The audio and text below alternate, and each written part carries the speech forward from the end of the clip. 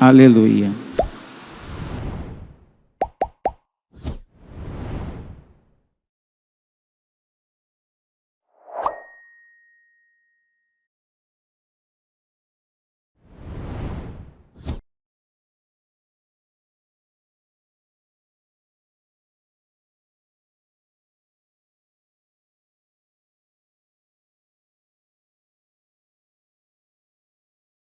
Vinde a mim todos vós que estáis cansados e fatigados sob o peso dos vossos fardos, e eu vos darei descanso. Tomai sobre vós o meu jugo e aprendei de mim, porque sou manso e humilde de coração, e vós encontrareis descanso, pois o meu jugo é suave e o meu fardo é leve. Palavra da salvação.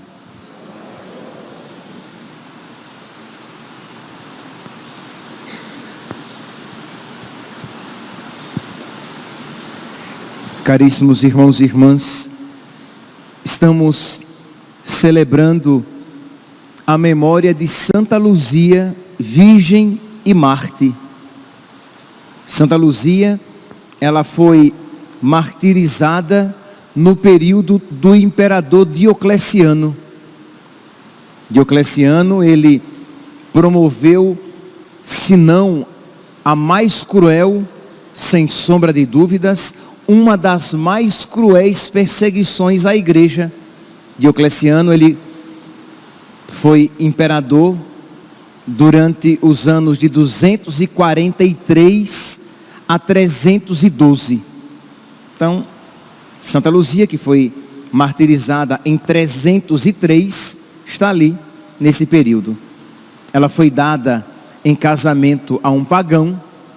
Sua mãe, preocupada com seu futuro, já que ela não tinha pai, seu pai já havia falecido. Então sua mãe arrumou-lhe um casamento, só que Luzia se sentia chamada a uma entrega total e completa a Deus. E ela então revela ao seu futuro noivo, revela à sua mãe e ao seu futuro marido, de que ela já tinha um esposo e de que a ele ela tinha se consagrado plenamente. Seu futuro esposo, enfurecido, a denuncia como cristã.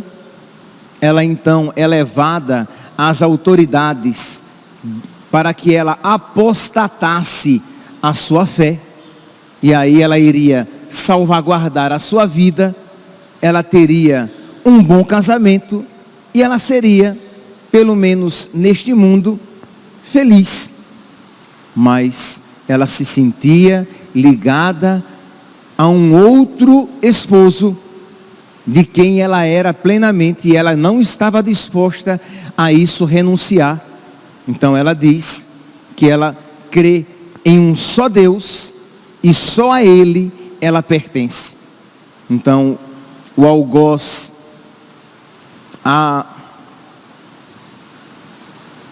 perdi a palavra, vai essa, mas não é essa que eu gostaria de dizer, amedronta, dizendo que vai levá-la a um prostíbulo, para que ali a ameaça de levá-la a um prostíbulo, para que ela perdesse ali a sua pureza.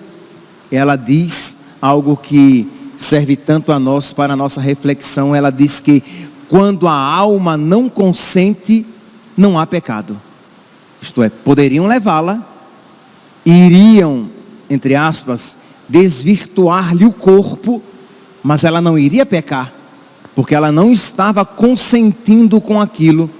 E vendo então a sua irredutibilidade, ela estava ali irredutível, ela então é decapitada e morta. Meus irmãos, o martírio de Santa Luzia acontece num período, eu falava no início da homilia, em que os cristãos estavam sendo gravemente, cruelmente perseguidos, e já perseguidos há anos. E é interessante aqui esta irredutível entrega de Luzia a nosso Senhor e a perseverança de muitos cristãos, não obstante a sequência de anos em perseguição. Porque ser fiel a nosso Senhor é sempre graça, tá? Ser fiel a nosso Senhor é sempre graça. Mas ser fiel a nosso Senhor numa provação pontual é graça, mas é compreensível de certa maneira. Mas ser fiel a nosso Senhor, dia após dia, meses após meses, e até anos após anos, ali nós vemos mais do que nunca a graça de Deus de uma maneira quase que palpável. Então, os cristãos estavam sendo perseguidos há anos, e mesmo assim, eles proclamavam a providência de Deus, o amor de Deus e o cuidado de Deus. Não obstante tudo isso, eles continuavam crendo em Deus e em Deus esperando. Meus irmãos, esta é uma graça que nós precisamos pedir. Então hoje, no dia do martírio de Santa Luzia, em que ela, que viveu neste período em que os seus irmãos cristãos já estavam sendo perseguidos há anos, mas ela cresceu nesse ambiente de piedade, de fé, de esperança, aprendendo a colocar a sua esperança em Deus, não obstante as contrariedades da vida, pedir a ela que também nós perseveremos até o fim, porque será salvo quem perseverar até o fim. Começar uma obra santa, começar bem uma obra é fácil, é graça, mas é relativamente fácil. Mas perseverar santamente naquela obra é bem diferente. Então pedir a nosso Senhor esta graça. E é exatamente sobre isso que a primeira leitura de hoje, retirada do profeta Isaías, nos fala. O povo está no exílio, o povo está sofrendo, o povo está na escravidão, o povo está debaixo da bota de um opressor, de um algoz. E vem o profeta Isaías e chama aquele povo que está sofrendo à confiança. E chama aquele povo que está sofrendo a esperar no Senhor, porque o sofrimento, o término do sofrimento está próximo. Mas, meus irmãos, eu repito, ter fé firme, forte, ter uma fé fervorosa em Deus, depois de anos de sofrimento, é uma graça muito grande que nós precisamos suplicar. E aí cada um aqui coloca as dificuldades da sua vida, as lutas da sua vida, as barreiras que você precisa transpor a cada dia na sua vida, o leão que você precisa matar a cada dia, para permanecer na fé, e você pedir a Deus que, assim como concedeu a Santa Luzia, aquela fé generosa, aquela fé fervorosa, que mesmo depois de tantos anos de perseguição, ela, como outros cristãos do seu período, estavam ali firmes, esperando em Deus, estavam fortes em Deus, não obstante a fragilidade humana, não obstante a fragilidade social em que eles viviam, porque eram perseguidos. E esta fidelidade a que são chamados os israelitas por meio do profeta Isaías, nós também somos chamados. Então pedir a Deus que nos conceda esta graça. Então voltando aqui para o povo de Deus. Então o povo de Deus, depois de anos no exílio, vem então o profeta Isaías e diz: com quem haveis de me comparar? E a quem seria eu igual? É Deus falando por meio do profeta Isaías. Levantai os olhos para o alto e vede, quem criou tudo isso? É como que Deus falando com o seu povo escravizado, com o seu povo sofrido, e Deus diz, olhem aqui, os exércitos das estrelas, quem as criou? Quem criou todas as estrelas, senão eu? Eu que conheço cada estrela pelo nome, para dizer que Deus conhecia cada um pelo nome, e de que o sofrimento de cada um não estava passando despercebido. Meus irmãos, isso que foi válido para Israel, o é muito mais para nós. Se Deus sabia o nome de cada israelita, quanto mais hoje Deus sabe o nome de cada cristão, de cada um que foi renascido, regenerado no santo batismo pelo sangue do seu Filho derramado na cruz. Então continua. Aquele que expressa em números o exército das estrelas, e a cada uma chama pelo nome, tal é a grandeza e a força e o poder de Deus, que nenhuma delas falta à chamada. Então por que dizes, Jacó? E por que falas, Israel? Minha vida ocultou-se da vista do Senhor. Isto é, o povo de Deus dizia, Deus não me vê, gente. Imagine se Deus consegue, Deus se esqueceu de mim. Eu fui abandonado por Deus. E Deus diz, não digas, minha vida ocultou-se da vista do Senhor, e meu julgamento escapa ao meu Deus. Acaso ignoras ou não ouviste? O Senhor é o Deus eterno, que criou os confins da terra. Ele não falha e nem se cansa.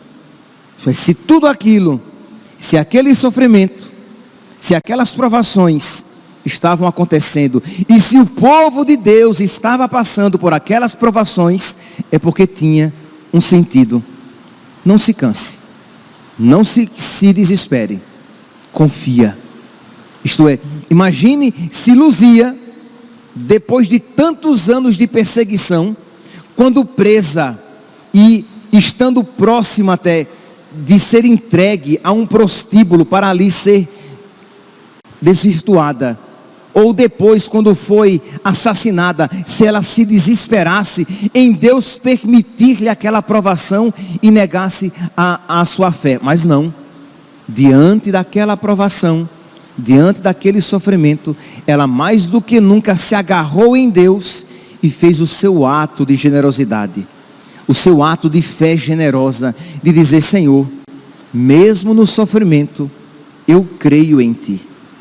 Senhor, mesmo na escuridão, quando eu não compreendo muito bem as coisas, e aqui é importante isso dizer, quando a pessoa está sofrendo, não poucas vezes a sua capacidade de compreensão fica meio comprometida, e ela não vê com clareza o porquê das coisas, mas ela tem ela pode ter, se ela suplicar a Deus, aquela fé certa de que Ele tem o mundo em suas mãos, de que nada passa. Aqui eu olho para a imagem de Cristo Rei, ali com aquela bola na mão significando a terra.